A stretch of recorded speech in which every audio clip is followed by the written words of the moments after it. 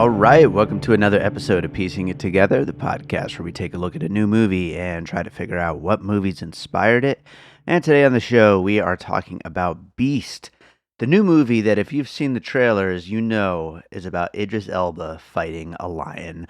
And I was really looking forward to this movie. I thought it looked great, and I kind of had low expectations, even though I thought it looked great, but I ended up loving it, and we've got a great conversation coming up. Joining me is Dwight from the Broken Brain podcast, and we get into a lot of good puzzle pieces here. Obviously, a lot of man versus nature, man versus beast stuff, but lots of other stuff too. So that is coming up here in a second. Before we get to it, I do want to remind you, as always, to make sure you're subscribed to Piecing It Together, wherever it is you listen to podcasts. And if you like the show, rate and review us. 5 stars would be nice. You can also find me on social media at Piecing Pod. Love to hear from you, so get in touch. And we also have the Popcorn and Puzzle Pieces Facebook group, where we do continue the conversation about all these movies and everything else going on in the world of movies. So check it out. It's Popcorn and Puzzle Pieces on Facebook. So let's talk about Beast. All right, we are going to talk about Beast, and we've got Dwight Hurst from the Broken Brain joining us today. Dwight, how's it going? Going well. And well, especially I got to be on a cool podcast today, or am getting to. Hey, there we go. It's like a safari into the worlds of podcasting. And yeah. Hopefully it goes better than it did for Idris Elba's family. I have a feeling this will be a little smoother sailing for sure. Although maybe I could be your own personal Sharlto Copley here and be a good weirdo to take you along. But it is your first time on the show. Why don't you tell people a little about you and your podcast? Certainly. Yeah, I am a psychotherapist by training, by job and all that, and got into podcasting in about 2015-ish, I think. I always forget. I have to go back and look when the show started. And other than a few months of hiatus somewhere in the middle there, it's been going pretty strong.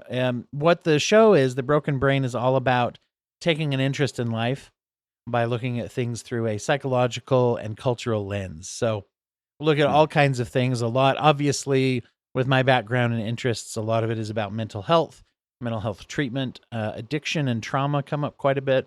But then also we talk about pop culture and utilize that and look at the psychological aspects of, say, sometimes, a Marvel movie. I've a co-host, an occasional co-host who comes on, she's actually a former health minister from Canada, but she's just as big into Marvel nerdom as I am. So she comes on and talks about that. Then I have a lot of guests that are researchers and psychiatrists and psychologists that also come on and talk about their projects as well. So anything psychological, pop culture, or creative artists, things like that. Just kind of trying to make the world emphasize that the world is not boring, basically. Yeah, sure. And it must be like extra ridiculous for you when you hear people like, why do they have to have all these psychological issues in movies nowadays, as if they weren't always there, always baked into every story, Yeah, no, it really is true. I think when it's like the myth, there's mythology that, well, what happened to the big action heroes and what happened, it goes right along with some of the mythology we have about, let's say, like male emotionality. We tend to say, well, women are emotional and men aren't. And it's like, really?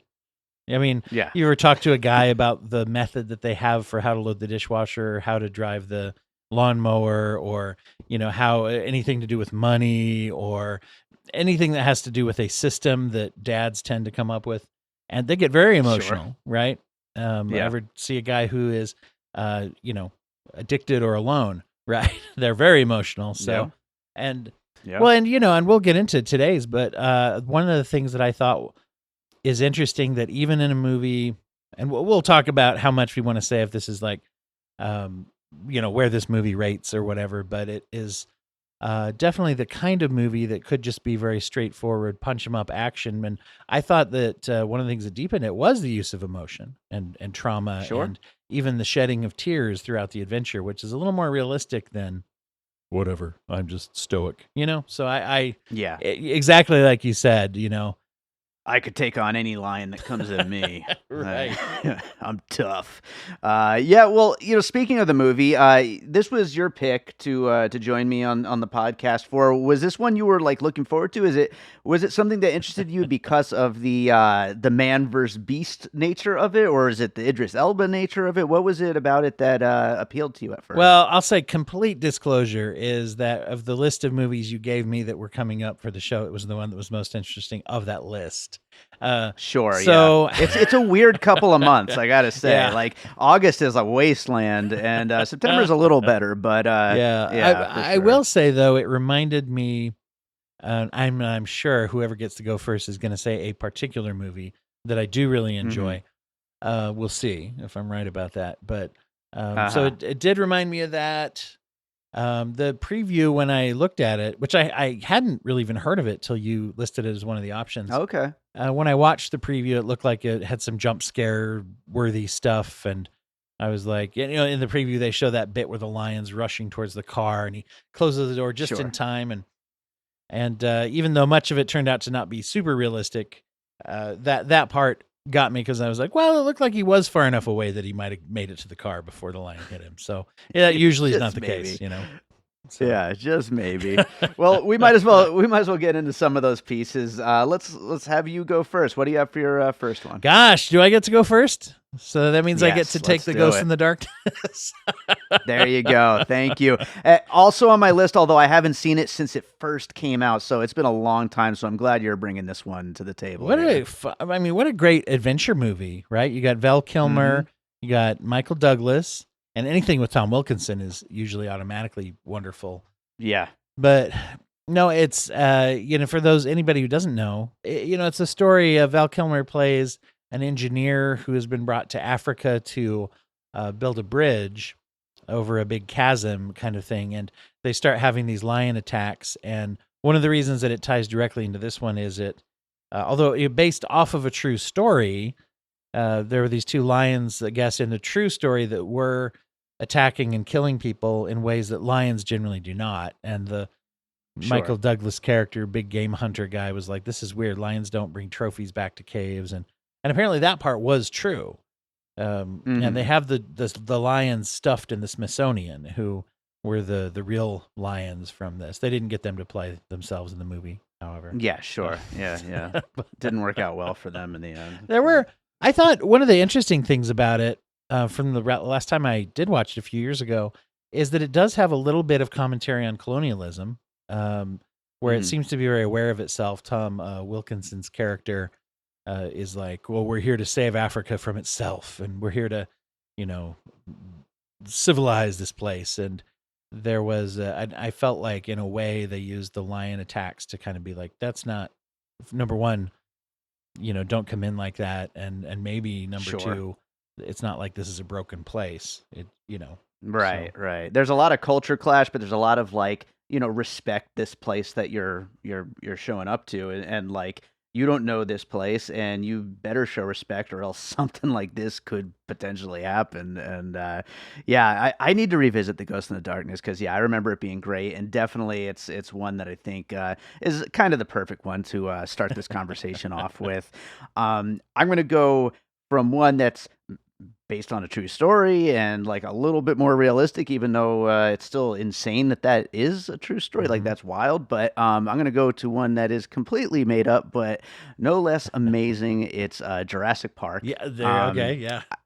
Yeah, I feel like there's lots of Jurassic Park in here. I mean, from the entering a nature preserve where everything is just absolutely beautiful, but also dangerous and scary, and you better follow the rules or things are not going to go well, And then, of course, everything being centered around a Jeep, and then the animals attacking the Jeep and being stuck inside the Jeep. Eventually, it falls off a cliff. That's what tipped me off to it, too, is like the falling thing. Yeah, absolutely. And then I'll combine with Jurassic Park rather than make it its own piece. Jurassic World, the not as good fourth entry, the reboot / sequel that happened about, I don't know, 6 years ago. We just had the third of the Jurassic World series this year, but by the end of the movie, really all there was that could be done is allow the other beasts, in that case, the other Tyrannosaurus Rex from the first Jurassic Park, to fight this new giant, insane dinosaur that was coming after them. And so they kind of really had no options left other than let them fight and get the hell out of the way. And so I thought that would be, that kind of lines up with Idris Elba's plan at the end of this movie. Yeah.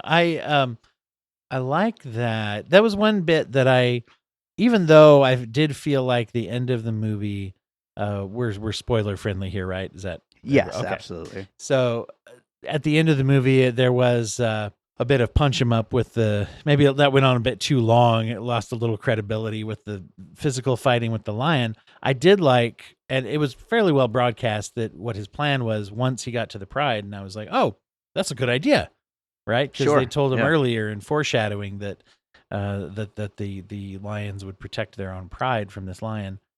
So I thought that was actually a clever bit. And I wondered also if part of the reason they did that is, were they feeling guilty? Because one thing I couldn't help think was, is it a bit irresponsible to have another haunted lion story, especially one that's fictional? I mean, because you can go back to the Ghost in the Darkness being true and being like, wow, these two lions, crazy, right? Whereas this one's so to have it's kind of like when you watch Shark Week and they're like, oh, sharks are really safe and they're beautiful creatures. Now let's have this special about how they're going to rip you to shreds, and it's like, is that irresponsible? And I wonder if that's why they had lions save him as well. And it's pretty clear that they're painting this lion, even though it's like completely vicious and violent and murderous, like they're showing that like it's responding to the violence that's been inflicted upon its family by the poachers. And so like to make it out to be a victim and then like make it this villain creature as well at the same time wouldn't quite work. So it's like, yeah, like he can't just straight up shoot and kill the lion, right? Especially as he's an American doctor visiting Africa, that probably wouldn't go over well. Yeah, absolutely, for sure. You know what also reminded me of Jurassic Park was how the velociraptors open the doors and they learn how to use stuff. Oh yeah. But when the lion used the walkie-talkie, I thought that was, I mean, I know he stepped on it accidentally, but when all of a sudden over the walkie-talkie they heard, I was like, wait, did this lion just figure out how to use a walkie-talkie? See, it seems like that make me really like this movie a lot, because I mean, that's the kind of thing you're just like, hell yeah, that's great, Like, what a great idea. You expect him to like start it's up, ridiculous. But... He like starts up the poacher's car. Yeah. Then this would be 5 stars push start if that had happened. But yeah. Well, let's go on to some more pieces. What do you got for your next one? Well, here's one. The Predator, the original Predator movie. And that popped in my head, of course, knowing that they're going to be hunted when they get there and they have the very manly handshake. All of a sudden, it took me back to Carl Weathers and Arnold Schwarzenegger doing their like bro half hug, hand clasp before they go out to fight terrorists. And so here's a group of people who are like, we're highly trained. We know what we're doing. We're going to go out and, kill these terrorists or whatever they did before, some mission. A MacGuffin mission where before the Predator started picking them off. And I felt, and also the Predator being highly intelligent, whereas this lion also was like lying in wait. It was using their Australian friend as bait. Sure. And so I don't know. So it reminded me of the dynamic in Predator.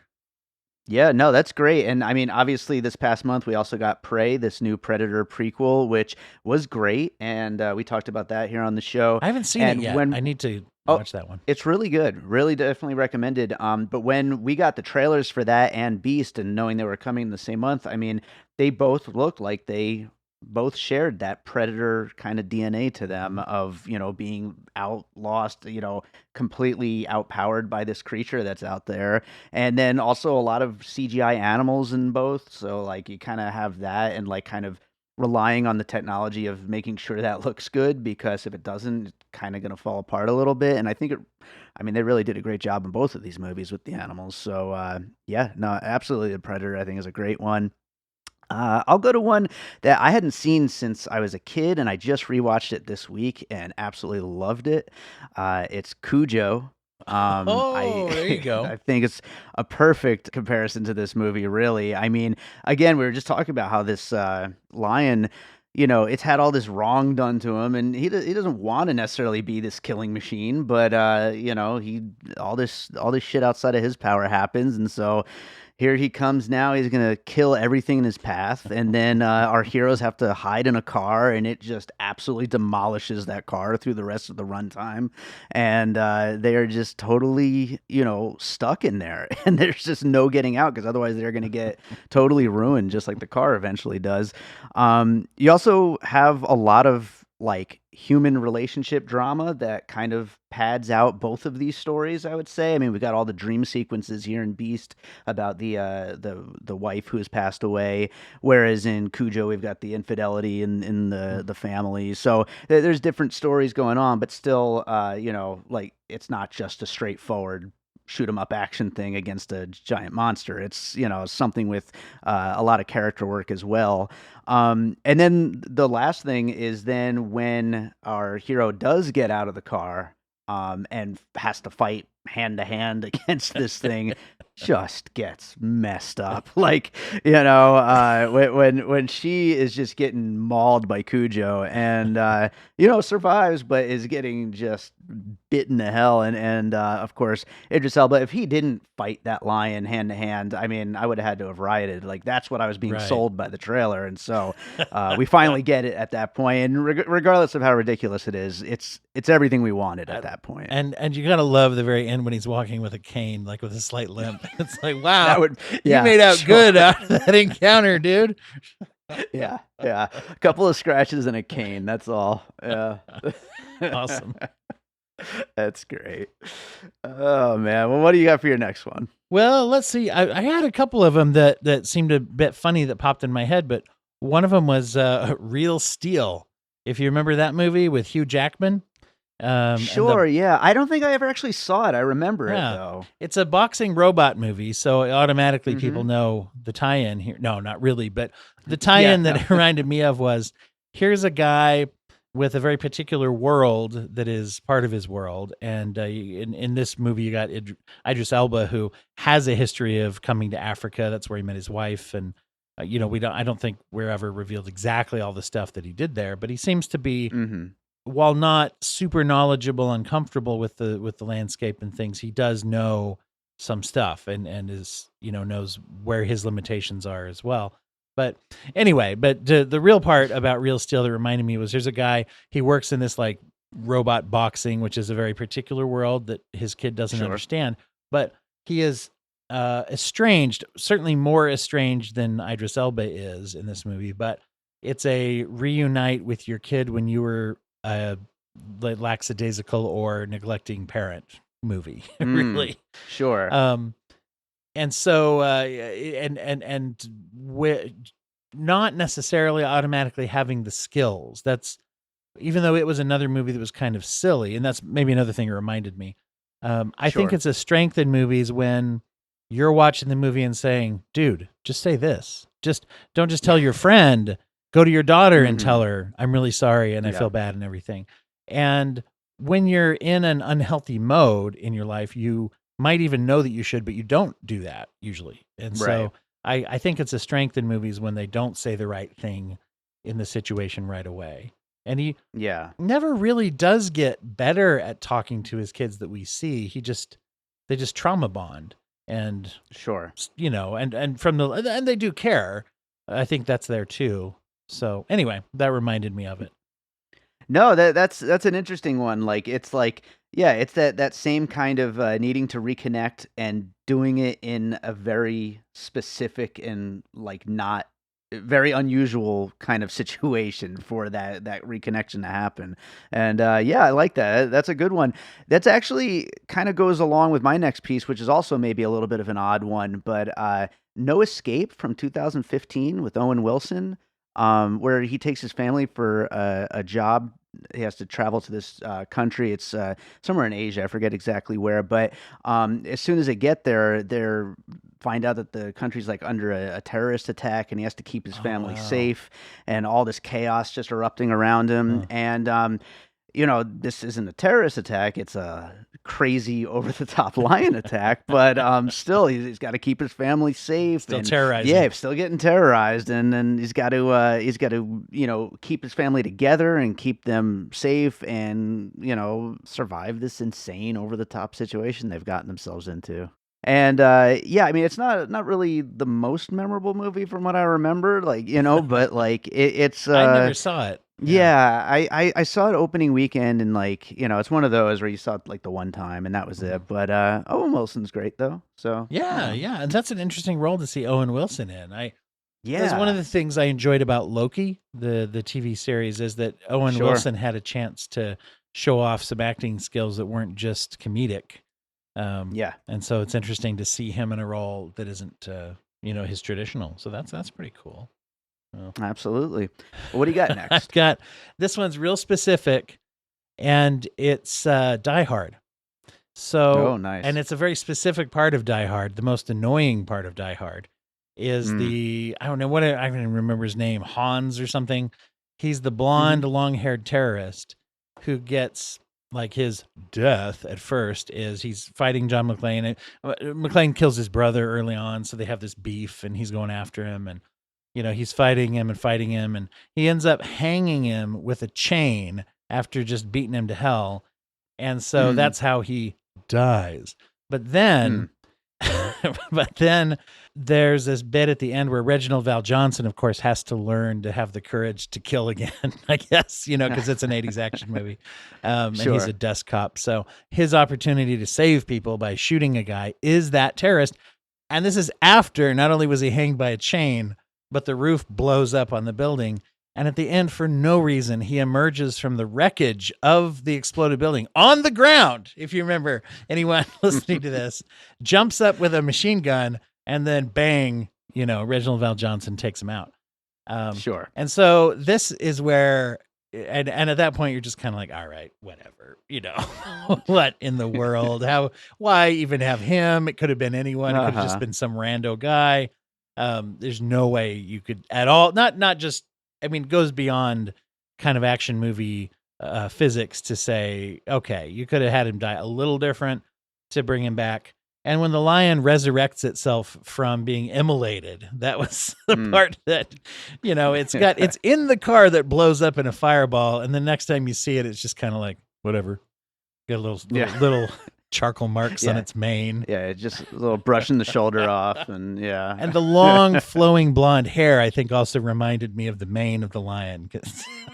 Yeah, sure, absolutely. Anyway, yeah, no, that's great. I was gonna bring up the Rambo sequels, but we already got Die Hard and we got Predator in there, so we'll leave that one alone. I'll move on to something kind of reminiscent of what I was talking about with Jurassic World, but obviously we talked before we even got into this conversation about how we could talk about a lot of different man versus creature movies. There's tons of them over the years. I thought I'd bring up Crawl from just a couple of years ago, where a woman has to survive against a bunch of gators during a hurricane. Oh, okay. And it's a really fun movie produced by Sam Raimi, and it very, very exciting, very tense, action. And in the end, basically, there's no fighting an alligator. She's got to basically get it out to where it's not going to have any kind of upper hand advantage anymore, because it's out kind of like stuck in the, like the current of the rapids from the hurricane and all that. But yeah, she's got to lure him out there, and that way that nobody will have an advantage anymore at that point. And so, again, we talked about it, how that's kind of part of Idris's plan here at the end. And it's a great plan because, really, there's no other way that he's going to be able to beat this thing. And so it reminded me a little bit of that plan there, like to really kind of outthink your situation there rather than trying to straight up fight back in an action movie way. It's interesting when you say, now, do you think this is a double standard thing, guy and gal? Where you say she's not going to fight a crocodile as a lady, but Idris Elba might be, like flexing the. Well, he got a few good punches in, but overall, no, he didn't have a chance. I will say it almost like if they really, and I'm with you. I think that if they wanted realism, they already had lost that by that point with the fireball and everything. But the length, the amount of time that the fight was going on with the lion, and the lack of death that he experienced. They could have easily just had him run in across the pride and, oh, here they come. But it's more like Yeah. they're watching for like 20 minutes. So it Yeah. seemed like. Well, we're waiting for that moment, like I said, it had to happen. Yeah. So regardless of how ridiculous or how unrealistic it is, it just kind of had to happen. Yeah. So yeah, it's awesome. But what do you got for your next one? Well, and so this one, I think this kind of ties into two. I didn't want to make them separate. But I'm going to go with it's a certain ending trope, but that is used in this movie that I think is exemplified in many, many movies. But let's go with the movie Panic Room. If you remember the movie Panic Room, in the very ending, it's Jodie Foster, and I don't recall who plays her daughter in that movie, but they are sitting on a park bench looking at one ads for a new apartment.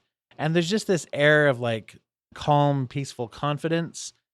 And what I always took from it was, well, we've been through hell, and if we can go through that, we're fine. We're not worried about anything anymore. And there's this kind of like settledness to it that is just a confidence. And I think that's a trope that's in movies to where it's like, hey, let's go back out onto the plains and take a picture of this tree. When in real life, at least one out of the three, I would think is like, hell no, I'm not going back. What, are you kidding me? I'm not going back out on the plains the next day. Not even getting on an airplane anymore. Exactly. Like, you want to? So that is something that is present in a lot of movies, but it reminded me of this old movie from the 80s called Fortress. So I'm gonna. Have I seen Fortress? I've heard of this movie. I don't think I've ever seen it though. It's a creepy, weird movie where it takes place in Australia, and there's these criminals who take a teacher and her class out into the outback. I don't remember why. They kidnap them for ransom, maybe, I don't know. But pretty soon the teacher and the kids kind of escape, and then there's this like hunt and chase and it's one of these old movies where the bad guys are wearing like goofy, creepy masks. One of them has like a Santa Claus mask. I remember it's just absolutely terrifying. But the reason that Kurtwood Smith's in it. Oh, nice. Oh, okay. Yeah, he's great. Yeah. Yeah, no, and Christopher Lambert is in it too. So, and the interesting thing, and so this takes that trope I just mentioned and amps it up a little bit. Speaking of the confidence, so there's two real strange things that they made choices about. One is that the ending, they keep setting up traps for these bad guys, and if I remember right, they kill a few of them with traps. But the end movie is like the kids like kill the remaining bad guys. Like I think beat them to death, if I remember, or just advance on them. And then so the actual ending of the movie though is some guy comes into the school, and as far as I remember, he was like some government official who's like, oh, we might have to close the school, or he's like vaguely threatening the school. And there's this weird moment where the teacher and the kids all kind of watch him like, and there's some kind of like jars on the wall that look like they might have organs in them. And there's this weird vibe of like, he leaves very, very scared. And you're just kind of like, oh, he's not coming back because he'll get killed by this classroom. Sure. Yeah. So that to me is the maybe upping the ante a bit of this ending, which is like, we're fine now. We've been through the worst that can happen, and we're just not scared anymore, which is interestingly not always how trauma works. Sure. I wouldn't think so. Yeah. Like you said, I can't even imagine like flying again after like being in that kind of a situation. And it's definitely a movie thing. But at the same time, and this actually kind of like adds into my final puzzle piece here, because it is very much a movie, and that's one of the things I like about it. We don't get enough of these nowadays. And like earlier this year, we got like The Lost City, which is, it's fine. Like it was fun. The main thing about it that I liked though is that it's a movie. It feels like that kind of throwback to when movies were just straight up movies, and that's what this feels like too, and that's why I like this. And my last puzzle piece is actually not a movie, but something that celebrates movies, and that's the Universal Studios tour. At Universal Studios, there are moments in this movie because first of all, shout out to the cinematographer because some of the cinematography in this is just so damn good, and not just like wide shots or anything like that, but some of these like really tense, exciting shots within the car as the lion is attacking, also combined with the sound design and all the just crunching, glass inside of the car and all that stuff, and the lion roar. There's moments where like the camera is disorientingly like shifting all across, and you hear the lion roaring over on the right, and then you hear Idris Elba yelling, "Kids, hang on the left, and then you hear the girls screaming, "Ah, Dad!" And then the lion smashes against the car, and like you don't know what's happening. Totally reminds me of like the King Kong part of the Universal Studios ride, or the Fast and Furious part of the Universal Studios ride, or the part where they flood the underground, where you're on a train and all the water comes in. Like it's just that theme park kind of experience that like really made this just a really fun movie to me, and it's kind of my favorite thing about it. That's a good point. I was watching something the other day, just something from the 90s, and rewatching a couple things and thinking about that fact where it's like, if you want a movie that is a self-contained, somebody had an idea for a story and wrote it or whatever, and then made a movie out of it, and it's not based off of a million other things, and it's not going to be part of a extended universe and things. And don't get me wrong, I'm a stan for a lot of those. I love Marvel and I love those kinds of things. I see them all, but but it is interesting because I thought to myself like, oh, here's a charming little. I think I was watching The Freshman, that old Matthew Broderick movie. If anybody remembers that, Marlon Brando. It's a sort of parody off of like Godfather crimes and things, but at the same time, kind of a fun, charming comedy. And I should rewatch that. I haven't seen that in a million years. Yeah, it's the one where they have to transport a Komodo dragon, supposedly through in a car, and it's got some fun little bits in it, and it's very young Matthew Broderick. And then Bruno Kirby plays just a wonderful kind of scumbag character for comedy, which is kind of his sweet spot. But anyway, it occurred to me, it's like if I was going to see this movie made nowadays, it would have to be at like Sundance, or it would have to be like an indie film that was just completely aside from some of those things. You probably get, so if someone famous is in it, they're probably doing it for scale because they love the script, or it's just a different dynamic. And I'm not one of those big blockbuster haters necessarily, because I do think there's strengths. You see some directors and people get work with bigger movies sooner because of some of these franchises. So there's these pros and cons though, to where you're absolutely right. Just the going to the movies, getting the popcorn, watching this one-shot story of like, it's kind of fun, Yeah, that's not, you don't see it as much anymore. It's true. Right. Absolutely. And I think we need to celebrate these ones because, Marvel movies are great, superhero movies are great, but we need this other stuff too in our movie watching diet. Yes. So, do you have any more pieces you wanted to bring up? Yeah, like you said, there's a bunch that occurred to me. Like The Edge is one that occurred, but it's just kind of a more straightforward man versus. There's a funny old it's an old cheesy Disney movie called Cheetah. For anyone who saw it, would be like The Wonderful World of Disney. But it stood out to me. It's not man versus nature. What it is it's actually the opposite, which is a bond with a wildcat. But but it is kids who are brought to Africa by family. They really fall in love with it, and they sort of accidentally raise this cheetah who was left alive when all the others were killed by poachers. And so there's a heavy poacher, anti-poacher message. Well, I mean, most movies with poachers have an anti-wrinkle. There's not a lot of they're not usually the heroes. Yeah. But that's good though that you brought that up, because I couldn't really think of any poacher related movies. So that's a good one there. Yeah. And what was that other one with John Lithgow? I should have said that instead of Cheetah. The elephant preservation movie. Good grief! Oh, can't believe I said Cheetah. I don't even know if I remember it. There's one where it's about ivory smuggling, and it's very unsatisfying for me to not have the name of that for people. But... Let's see. It's called Ivory Hunters. Oh, well, there you go. Yeah. Yeah. I just remembered that. Just popped in my head, but I remember seeing that on like a Saturday afternoon on TV when I was a teenager, and it was one of the first things that made me think like there's a part in it where the guy's talking to John Lithgow, one of the guys who's an advocate, and John Lithgow is just some guy who starts getting involved in this elephant preservation stuff, and the guy says to him, like, it's not the poachers shooting the elephants that I blame. It's the guy who says the concert pianist who won't play the piano unless it has ivory keys.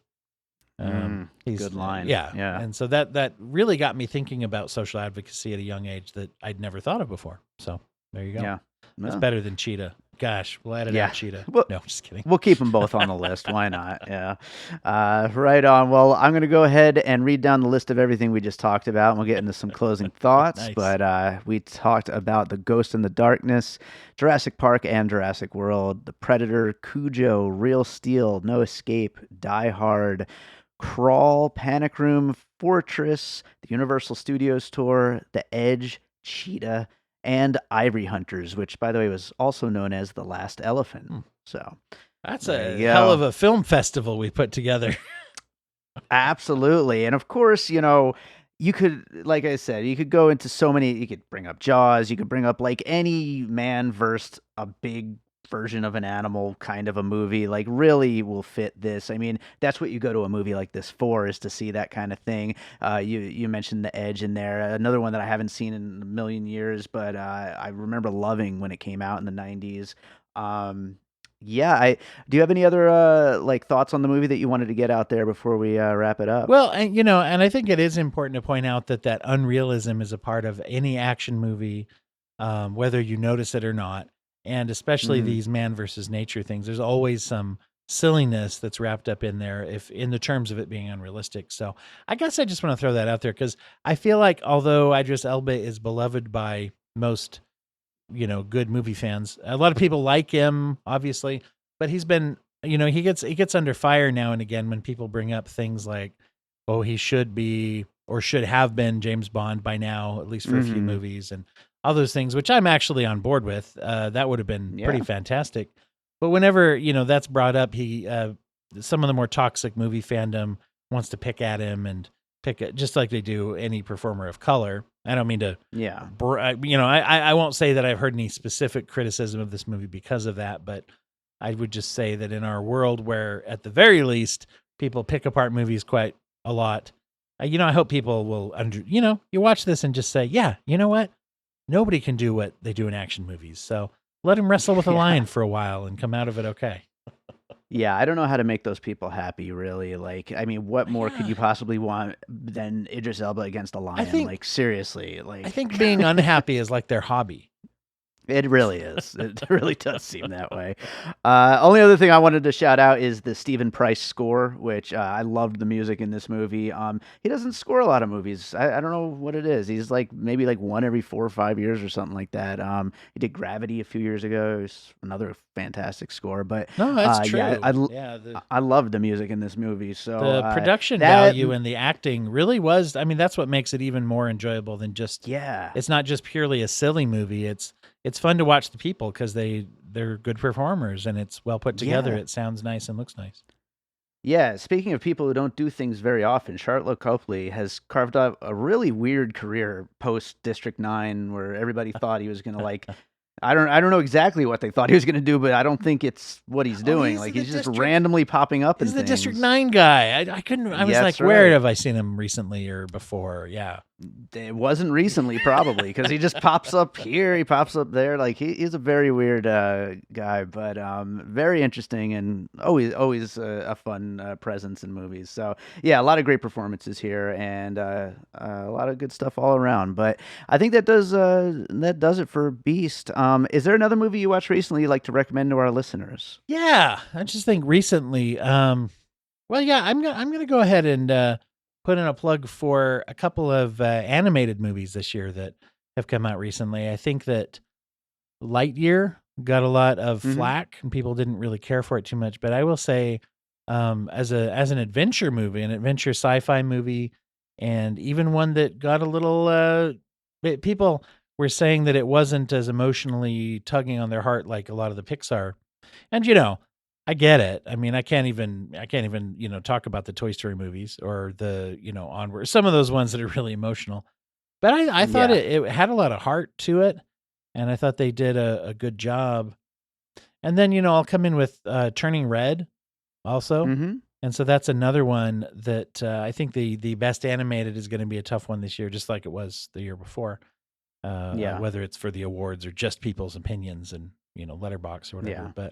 But Turning Red is one that I really liked for anyone who watches it, but especially like my 7-year-old was watching it and cluing into, oh, there's some issues of maturation and menstruation that are discussed just normally, and it wasn't anything to be Yeah. ashamed of. And then also just a great story that Oh, yeah. unfortunately a lot of people are like, well, I can't, I can't relate to these girls or whatever. When in fact, there's a whole community that you're introduced to through it, and just really enjoyed those. Yeah, great picks, and yeah, I love Turning Red. I wish that was the one that got the theatrical release, honestly, of those two Mhm. Pixar films. But yeah, no, but both worth watching, and yeah, great picks there. So awesome! This was a fun conversation. Why don't you tell people again where they could find you and your podcast? Yeah, you can go on to anywhere where you get podcasts. It's The Broken Brain, and subscribe there on Apple or Spotify or whatever you use to get podcasts. It'll be on there. As far as social media goes, I am at Break-A-Brain on Twitter, and facebook.com/Break-A-Brain is the Facebook page. And then I just recently started an Instagram, which is actually Break-A-Brain was taken on Instagram. So I Mm. went at Brainiacs Ahoy, which Oh, I just call the listeners Brainiacs. And those are also the tiers on our Patreon. For those who want to get involved, you can become a different level of Brainiac with different rewards. nice. So, yeah, just doing some interesting things. We just did a book club recently, and we're going to try to make that every month or every other month. We're going to review a different book, and we were able to have the author of A Stream to Follow, which is a historical fiction about World War II and PTSD recovery, written actually by a Mm. psychiatrist and novelist. So, just Oh, that sounds we've great. been doing some exciting things like that. Awesome. Well, hey, I'm really happy to have you on the show, Dwight, and hopefully we can get you back again sometime. Definitely, and I'm hoping to get you over on mine as well. We'll do that. Absolutely. We'll make that happen.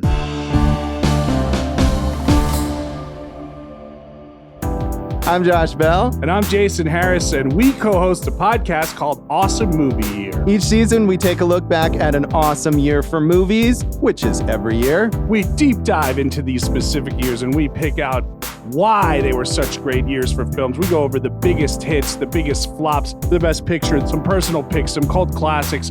Years we've covered in past seasons include 1994, 2003, 1977, and 1984, and we've got all of film history to look forward to. So check us out at awesomemovieyear.com or wherever you listen to podcasts. All right. I hope you enjoyed that conversation about Beast. Thanks to Dwight for joining me on that one. Check out the Broken Brain podcast. And thank you to you for listening. If you're enjoying piecing it together, of course, make sure you're subscribed. We'd also really appreciate that 5-star rating and review. And, share the show. We really love it when you do that. Get in touch. Let us know about any puzzle pieces you think we might have missed. There's obviously tons and tons of other things that we could have brought up. So shoot me a message either by email, the email's in the show notes, or on Twitter at PiecingPod, or over in our Facebook group, Popcorn and Puzzle Pieces. Or now you could actually comment on Good Pods right there on the episode. There's a little message thing where you can comment. Let me know puzzle pieces you think of for the movies we're talking about. And I will read them on the next trailer episode. So definitely get in touch. And also wanted to let you know, we do have a Patreon, the Produced by David Rosen Patreon, where I combine bonus and advanced content from piecing it together, as well as stuff from Awesome Movie Year and from my music career. And speaking of my music career, I'm going to play a song to finish up the episode like I always do. And I was gonna play Devil. I've played it on the show before. It would have been a good fit, but we're talking about Beast. We're talking about this big lion, a giant cuddly cat. I'm gonna play something from my Pup Pups album, which needs to get released one of these days. It's just been sitting there like 80% done. I just need to finish it. it's just on the back burner. It's this kind of novelty album of songs, some by my pets and some just by me about my pets. And I'm going to play one of the ones that's by me, and it's about my cat Lily Bear, who passed away. It's called Muffin Maker, and this is like a kind of a bluesy rocker kind of, I guess, and it's about Lily, and it's absolutely ridiculous, and I hope you enjoy it. And this album, the Pup Pups, Who Wants Din Din, will be out one day. I don't know when. Maybe this year, maybe next year. Hopefully before they're all gone. But yeah, it's coming one of these days. So hope you enjoy it. We'll be back with more Piecing It Together real soon.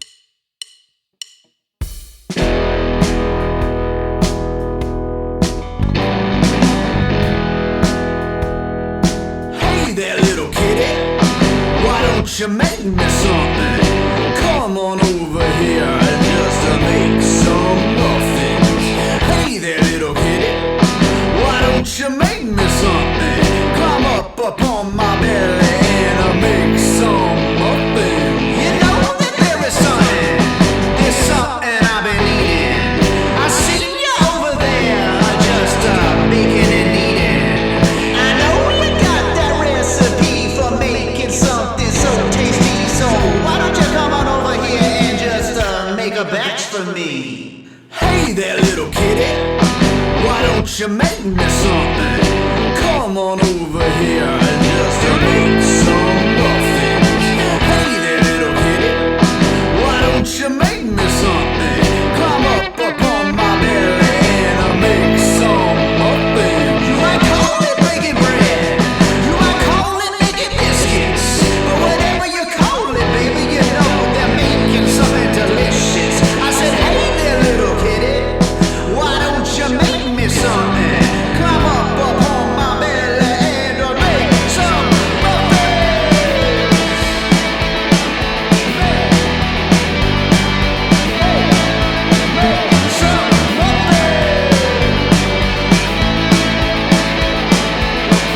muffins. Some muffins. Make some